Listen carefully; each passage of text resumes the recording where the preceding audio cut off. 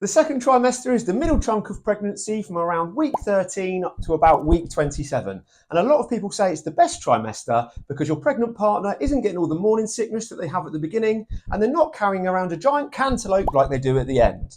We've just completed trimester level 2 and we're limbering up for the final sprint / pregnant waddle to the finish line. So in this video, I'm going to be telling you all the things that you need to know about the second trimester from a dad's eye perspective, which is what this channel, One Big Dadventure, is all about. A quick note, if you just found out you're pregnant, congratulations. Or if you'd like to follow our journey from the very beginning, you can see my review of the first trimester through the link in the corner. Scans and midwife appointment. The highlight of the programme is the 20-week scan that checks on the physical development of your baby. This is usually your second and final scan on the NHS, although additional scans are possible if they're required. They look at loads of stuff to see if there's anything unusual about the baby's appearance or development, and to be honest, it is unbelievable how much detail they can collect at just 20 weeks. Unbelievable, Jeff. They check the nose, the mouth for cleft palate, the heart to make sure blood is flowing in the right direction, that the organs are where they're supposed to be, and they made sure the arms, legs and head are all in the right place, just so you know you're not having a Mr. Potato Head. Look, I'm Picasso! Important. This is the scan where you can usually find out the sex of the baby. So if you don't want to know, make sure you tell the sonographer before you start the appointment. We had friends who went in, forgot to mention that they didn't want to know the sex of the baby, and straight away the scan went to a big old pair of baby balls and the game was up. If you do want to know, it's worth noting that there's no guarantees. If your baby's lying in an awkward position, it might be very difficult or even impossible to tell. It's a mystery. Either side of that scan, you'll have midwife appointments, including one at 17 weeks. This lasted about 15 minutes, and in addition to preparing us for the 20-week scan, it also checked on Lauren's blood pressure, her blood and wee for anything nasty in it, and also the baby's heartbeat. There's also an appointment at 25 weeks for first-time mums. In addition to another check on heartbeat and blood pressure, the midwife also whipped out an old-school tape measure to check on the size of the bump. There was also a general chat about Lauren's well-being and the baby movements, but I'll talk about that a little bit more in a second. Importantly, this was where we got our MAP B1 form. This is the form mum needs to be able to claim her maternity pay and benefits, and it's eligible from week 20 onwards. You may want to take a photocopy for your employer too, just to arrange any paternity leave. You might be wondering, do you need to be at every single appointment? I would say no. I would definitely try and be at the 20-week scan if you can. Personally, I wanted to be at everything because I'm nosy, but other than moral support and urine sample carrying, I didn't really have an awful lot to offer at the midwife appointments. So if you really can't get to those because of work or other commitments, I really wouldn't stress about it. It's probably one to discuss with Bumpy though, rather than just ghosting her at the appointment. Where is everybody? Your partner's also likely to be taking more jabs than Tyson Fury during the second trimester, including one for flu, whooping cough, which is making a comeback after last being seen during the Industrial Revolution, and depending on blood type, you may also need an anti-D injection. In our case, Lauren has a negative blood type and the baby has taken my positive blood type, and that can lead to complications, but the anti-D injection helps to sort that out. Just a quick heads up, it's a honking great needle though, so if you're a massive wuss like me, I would suggest not watching that one. Changes. Your partner is going to change dramatically during the second trimester, and be prepared for somebody to ask you on a daily basis whether she's showing yet, or later on whether she's popped. Thanks guys, but she's not a can of Pringles. Although growth happens throughout this trimester, it really starts to accelerate in the second half from about week 21, week 22 onwards. Lauren was actually a little concerned early on in the trimester because people commented that she didn't look very big and she felt quite small relative to other women who were going through a similar stage of pregnancy. We did raise this with the midwife though, who reassured us that everything was fine, and since then the bump has definitely got bigger. So try not to compare or panic if you feel like your baby's bump should be bigger or smaller. It seems like everybody's trajectory is slightly different. Lauren's definitely developed a heightened sense of smell. She's actually started moonlighting at Heathrow Airport as a sniffer dog. Baby movement is something that develops during the trimester. The NHS advised that from around week 16, week 17, mum might be able to feel some movements, but in Lauren's case, she actually couldn't feel movement until a lot later on, around week 23. Again, we were a little concerned, but after speaking to the midwife, everything was fine, so please don't panic if things don't happen for you straight away. What you're likely to find frustrating is when your partner does start to feel movements, she'll grab your hand and go, "Can you feel that? Can you feel that? It's kicking."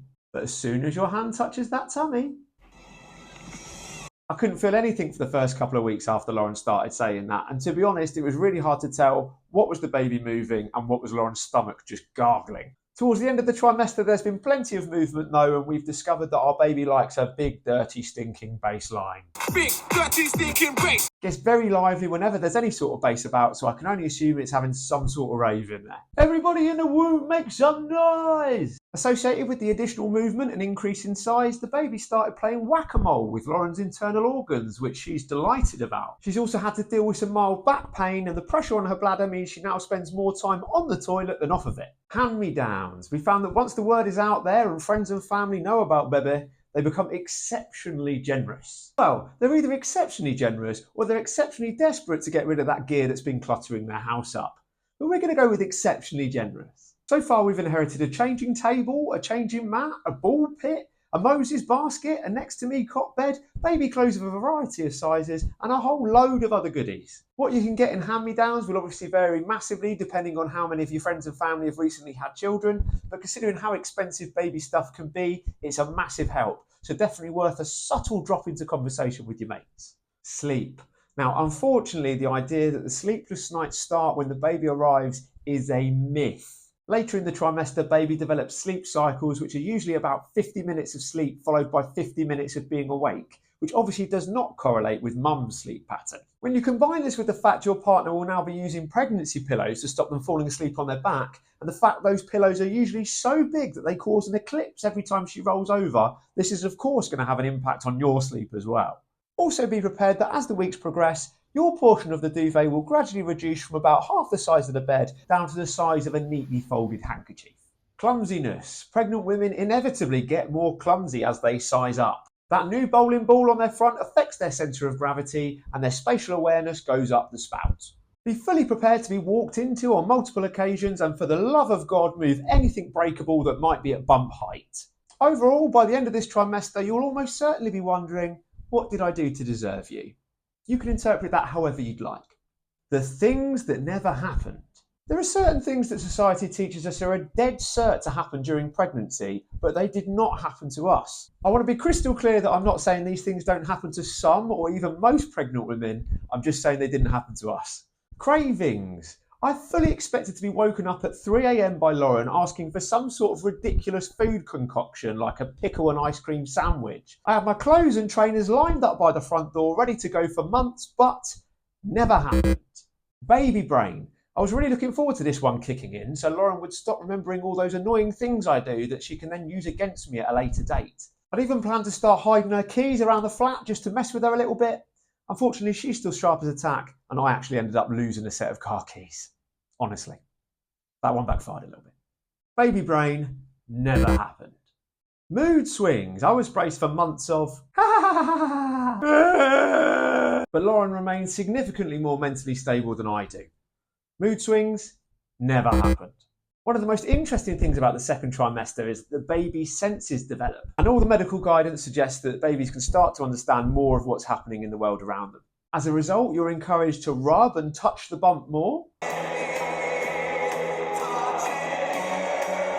and your baby's hearing will be developing. So although they won't be able to make out specific words, they'll grow to recognise the sound of your voice. With that in mind, as fathers, we're encouraged to talk to the bump often. I've decided to do this by reading to the baby. And he said to us, "Dick, I'm blind." Singing to the baby. We're spending most of our lives living in the gangster's paradise. Giving positive affirmation statements to the baby. You are strong. You are loved. You are going to make loads of money so Daddy never has to work again. By the way, if you want some actual good recommendations for baby books, I have done a video on that and I'll include a link to that video as well. Other helpful tips. Prescriptions are free for your partners during pregnancy. They just need a maternity exemption certificate or MATEX. Ours was emailed through to us after our 12-week scan, but you can always ask your midwife, GP or health visitor if needed. The certificate will be valid for up to a year after your baby's born, and it also covers NHS dental treatment, although not the hygienist for some reason. TfL do these cool little baby on board badges for free. They're perfect for your partner to guilt trip suckers out of their seats on public transport. I'll include a link down in the description. Start allowing extra time for getting places because your partner is inevitably going to slow down. You also need to allow more time for getting ready. Lauren now moisturises everywhere as part of her routine to try and avoid stretch marks, and as she's getting bigger, there's now a lot to moisturise. When will it end? Maternity and paternity leave. Make sure you both look into your employer's policy on this. The government does provide statutory maternity pay similar to statutory sick pay, but it ain't pretty. So if your employer does offer something enhanced, make sure you know what you're entitled to. And the second trimester is also the best time for the two of you to get away. I have done a video on baby moons and I'll link that to this video too. Something I've not covered is baby names. As you progress through the trimester, you'll find people start asking you whether you've come up with names yet. This has been a minefield for us, especially as Lauren's a teacher, so loads of names are just off the table straight away. We've looked into names in a load of detail, including techniques for picking them. There's too much to cover here, but I'll cover that in the next video. Key takeaways.